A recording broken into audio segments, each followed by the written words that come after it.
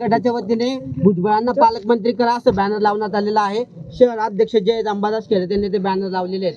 मुख्यमंत्र्यांना आवाहन केलंय की नाशिकचं पालकमंत्री पद भुजबळांना. भुजबळ साहेब सिनियर आहेत, ज्येष्ठ आहेत, निश्चित त्यांच्या भावना मी समजू शकतो त्यांच्या लोकांच्या.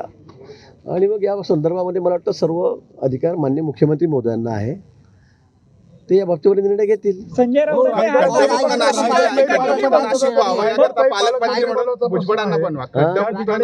नाराज असल्याचं पाहायला मिळतं पालकमंत्री पदावर.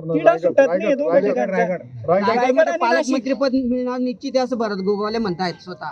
मला वाटतं ज्यावेळेला MLCचा निर्णय झाला त्यावेळेला मला वाटतं काही बोलणं झालेलं आहे असं माझ्या कानावर आहे. आता मला माहीत नाही रायगडचा विषय काय झाला आहे काय नाही, पण मला असं वाटतं लवकरच हा तिढा सुटेल.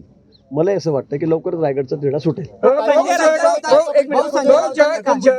विचार केला तर छगन भुजबळ आपल्यामध्ये अबोला दिसलेला आहे. छगन भुजबळांनी आपल्यात अबोला दिसलाय नाशिकच्या बैठकीमध्ये. नाही माझे भुजबळ साहेबांचे अतिशय चांगले संबंध आहे. आम्ही पुतळ्याच्या अनावरणाच्या वेळेला सुद्धा मी अगदी हात धरून त्यांना ट्रेनमध्ये बसून त्यांना वरती घेऊन गेलो. आम्ही हार घातला तिथे अण्णाभाऊ साठेंच्या पुतळ्याला, आणि नंतर तिथे आल्यावर सुद्धा आता स्टेजवर बोलायचं काय, आम्ही बोललो जे बोलायचं तेवढं आम्ही बोललो. पण सतत तुम्ही बोलतच राहा, थांबू नका, समोर लोक बसलेले आहेत असंही करता येत नाही. माझ्यामध्ये त्याच्यामध्ये कुठे दुरावा नाही आहे, कुठे मतभेद नाही. माझे आणि भुजबळ साहेबांचे अतिशय जिव्हाळ्याचे संबंध आहेत. विचार केला तर जळगावमध्ये मामांनी 100 कोटी दिले, गुलाब बोनी DPDC म्हणून 200 कोटी दिले. मात्र यावर्षी जे निवासी घरं असतील किंवा मार्केट असतील त्यामध्ये मोठ्या प्रमाणात पाणी साचलं होतं. महापालिका कुठेही फंड जनरेट करत नाही असं नगरसेवकांचंच म्हणणं आहे. असं कुठे नाही. आता यावेळेला पावसाळा एवढा झाला की मला वाटतं अंमळनेर पाळवण्याचा म्हणतात 75-80 वर्षात असा पाऊस झाला नाही, एवढा पाऊस झाला. इतक्या नदी नाल्यांना पाऊस भरून आलं की सगळे मार्केट कमिटीमध्ये सुद्धा भिंत तोडून पाणी यात घुसलं.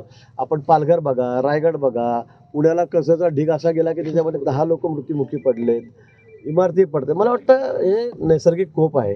एवढा पाऊस झाल्यावर नुकसान होणं एक ग्राह्य आहे. दरवर्षी कुठे ना कुठे ढगफुटी होते. आता गुजरातमध्ये आपण गेला, आसाममध्ये गेला तर आपण बघा कधी 100 वर्षात नसेल एवढा पाऊस आणि एवढं पाणी शहरामध्ये 15-15 फूट 12-12 फूट पाणी सगळ्या दूरच्या ठिकाणी आहे. आणि म्हणून मला असं वाटतं की ही नैसर्गिक आपत्ती आहे. त्यामुळे आपण किती पैसे टाकले काही केलं तर सगळे थांबून जाईल किंवा पाऊस पडणार नाही, ढगफुटी होणार नाही असं आपल्याला म्हणता येणार नाही.